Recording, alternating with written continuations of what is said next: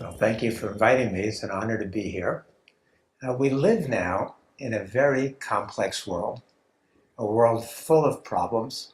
And one of the big problems that I find in my study of history is that people rarely see the world through the eyes of other countries, the eyes of their adversaries. There's a kind of parochialism and narrowness about the way people view the world. And programs like this one, especially the philosophy behind this program, are an attempt to break that down, an attempt to eliminate that. So the kind of broad perspective that we see here is exactly what the world needs right now, because we need the ability to see the world through the eyes of other nations. And I know as Americans tend to be in some ways the most parochial, even though they have the most need for seeing the world that way. There have been some American leaders who have had that ability. John Kennedy at the end of his presidency certainly had that. Franklin Roosevelt had that. But most American leaders are much more narrow. When Trump talks about America first, he's talking about the narrowest perspective.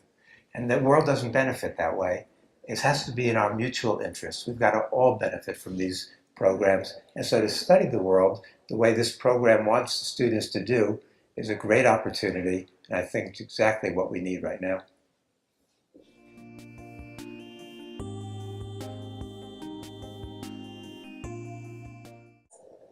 I'm going to tell those students that they're very lucky to come to Salamanca.